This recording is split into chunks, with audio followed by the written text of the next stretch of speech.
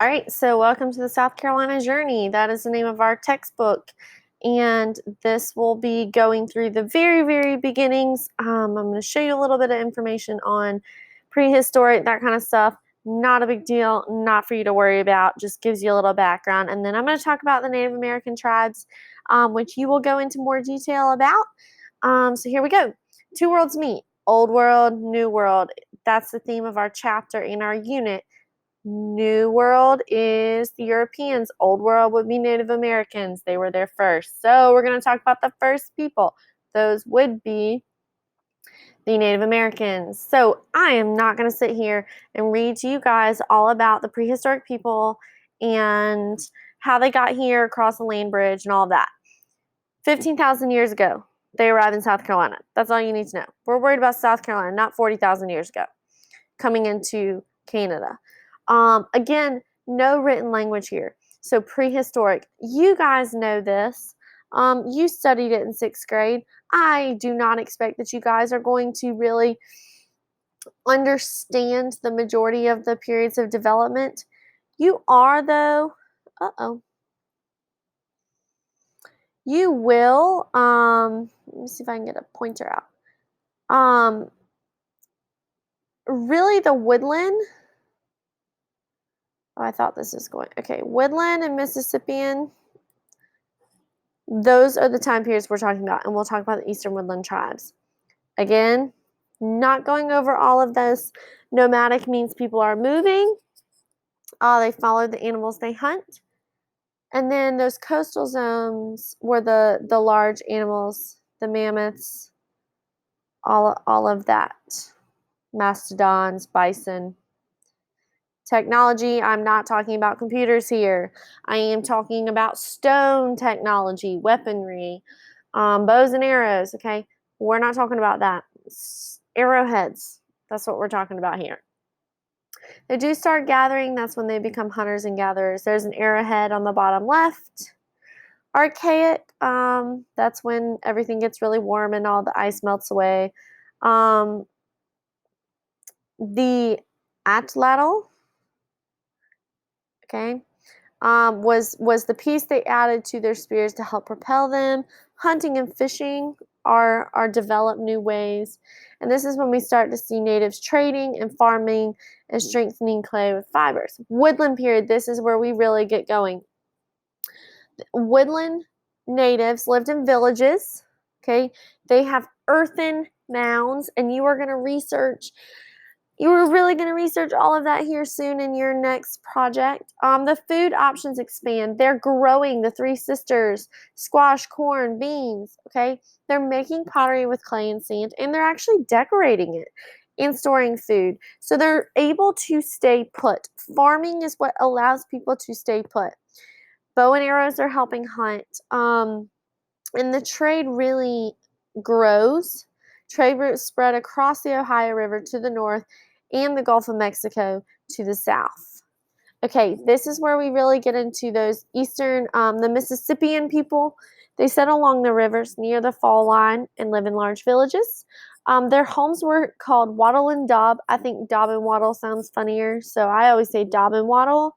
And daub and wattle basically is sticks and clay. They build these palisades, which are giant wooden fences. They take these logs and they sharpen the ends of them and put them straight up for protection around their villages. Again, Three Sisters, main crops. They also have powerful leaders. We will talk about a shaman who is a religious leader. And then we have the kingdom of, we're going to see if I can say it right, Cofitachiqui. Okay, that's my best way of speaking in this. That's near present day Camden. And again, that would be an example of this Mississippian culture. People of the Eastern Woodlands, they are the first natives that Europeans encounter. More is known about this culture because the Europeans, they wrote down their accounts. So they dig out tree trunks for canoes, use rivers for transportation. Their survival, their ultimate survival depends on hunting and gathering and farming and fishing, okay? They carve those sharp points from animal bones and rocks, and bow and arrows were used to hunt. All right, so the Southeast starts to develop matrilineal clans. That means the family ties were based on the mom's lineage, not the father's. Women played a huge role in these villages. Primary crops, the three sisters, corn, beans, and squash, pumpkins, and gourds.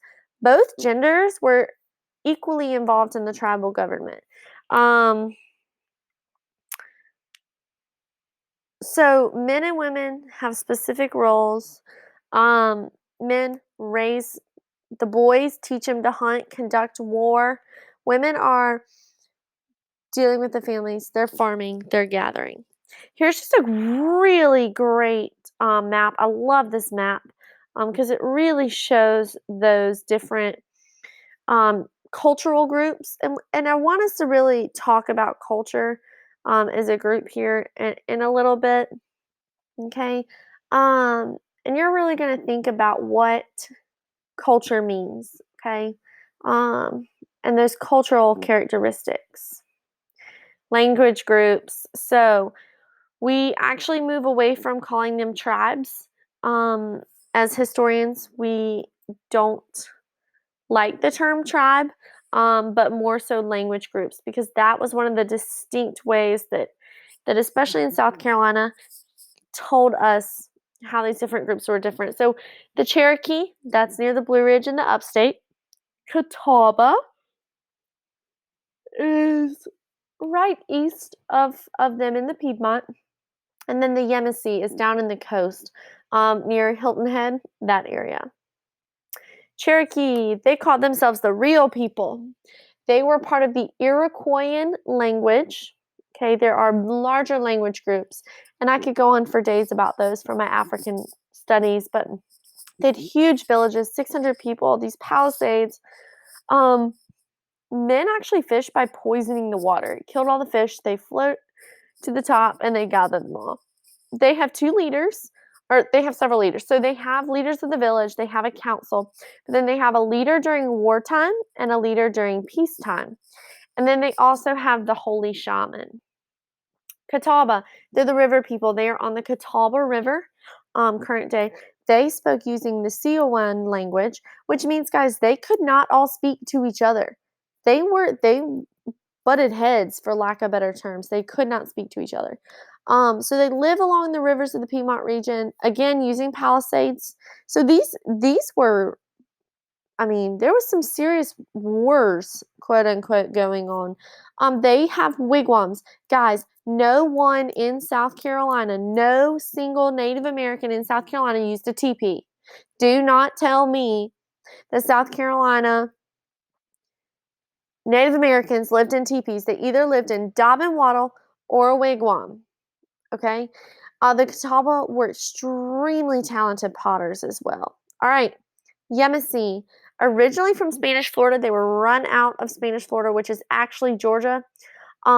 They are part of the Algonquian speaking language group. They moved to the coast to escape the Spanish, and they live in wigwams on the beach during the summer. And they moved inland a little bit to daub and wattles in the winter. So Cherokee, daub and wattle, Catawba, wigwam, Yamasee, both. Their diet included a lot of seafood, clams, oyster. The council was less likely to have women in it, but eventually they have the Yamasee War, which we won't go into much great detail, but we'll speak a little bit about it. But that's why they have to leave. They flee to Florida. So again, this just gives you a little breakdown. Don't worry about Muskogean down here. Just worry about the Iroquoian, okay, the Cherokee, and they are closer to the Iroquois tribes. Okay, so obviously early interactions. We will move into this here in our next video.